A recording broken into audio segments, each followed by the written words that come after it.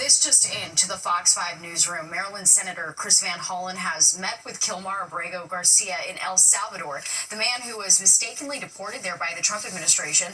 The U.S. Supreme Court has called on the Trump administration to facilitate his return, but so far El Salvador's president and Donald Trump have refused to send him back. In a statement on X, Van Hollen said, "I said my main goal of this trip was to meet with Kilmar. Tonight I had the chance. I have called his wife Jennifer to pass along his message of love. I look forward to providing a full update upon my return." President Trump says the U.S. is in talks with China, believing a tariff deal could be reached in a few weeks. Trump made those remarks during an Oval Office meeting with Italian Premier Giorgia Meloni. She is the first European leader to meet face-to-face with Trump since he announced and then partially suspended 20% tariffs on European exports. The president also criticized Fed Chair Jerome Powell, who said the tariffs will cause higher inflation and slower economic growth.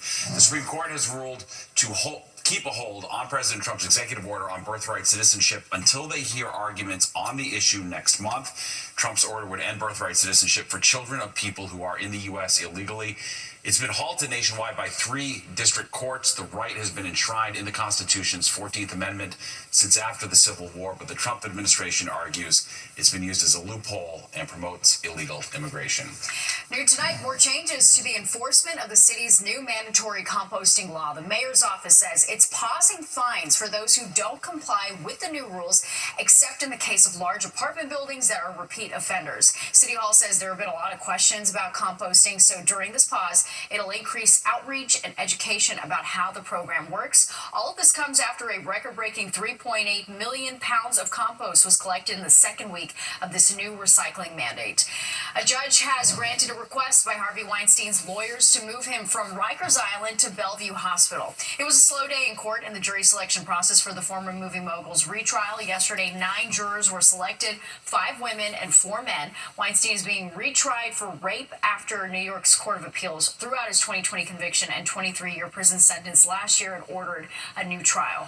Eric and Lyle Menendez's bid for shorter sentences and a shot at freedom's been again delayed due to disputes between prosecutors and the brothers' lawyers. A new hearing will now take place on May 9th. It will focus on whether they've been rehabilitated and deserve a lesser sentence that could make them eligible for release. The brothers were sentenced in 1996 to life in prison without the possibility of parole for fatally shooting their mother and father. Defense attorneys argued they acted out of self-defense after years of sexual abuse at the hands of their father. Prosecutors said the brothers killed their parents for a multi-million-dollar inheritance. Well, it is the latest showdown between the feds and local officials. No, it's not congestion pricing. Why the feds are now getting involved in the massive overhaul of Penn Station. Plus, it's insane. Yeah. It's literally insane. This is like the honor of my life. All right, I'm sitting down with native New Yorker making her music dreams come true. Karina Reichman we're talking about and about to take the stage at an iconic venue next month. And Nick is talking weather. Nick, give us some good news. Yes, some good news. Good news here. We have the beautiful weather today. A little breezy, though, but we're going to see temperatures continue to warm into the weekend. Some clouds will be arriving with that, and I'll tell you about it when the 10 o'clock news returns. The 10 o'clock news. The latest showdown between the feds and local officials appears to be Penn Station. All right, the Department of Transportation announcing it's taking control of the overhaul of the transit hub. Fox 5's Jessica Formosa was live at Penn with details and reaction tonight. Jess.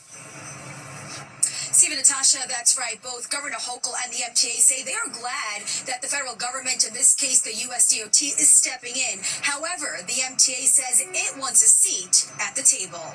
The U.S. Department of Transportation Secretary Sean Duffy announcing Thursday the MTA is no longer handling renovations at Penn Station. Instead, the federal government will. The Federal Railroad Administration says Amtrak, backed by USDOT, will spearhead the $7 billion reconstruction project. I think that this is a positive move. According to Duffy, the decision will save taxpayers approximately $120 million, saying, quote, "The MTA's history of inefficiency, waste, and mismanagement also meant that a new approach is needed. By putting taxpayers first, we're ensuring every dollar is spent wisely to create a transit hub all Americans can take pride in."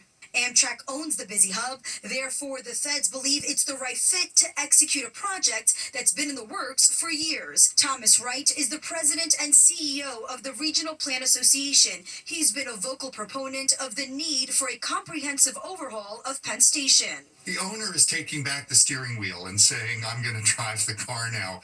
And it's appropriate for Amtrak to play that role. They own the station.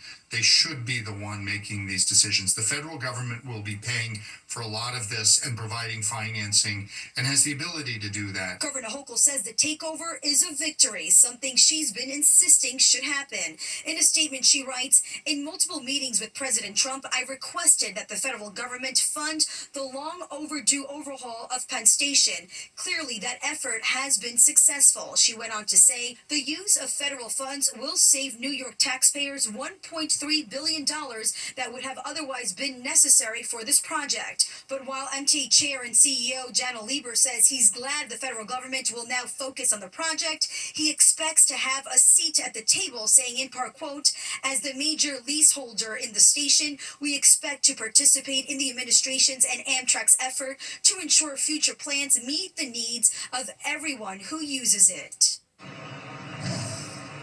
And Duffy also saying tonight that they are open to working with the private sector on this project. Now, remember, this decision comes as the MTA and the federal government are battling in court over whether or not to stop congestion pricing. That's the latest I have from outside of Penn Station. I'm Jessica Formoso, Fox 5 News. Steve?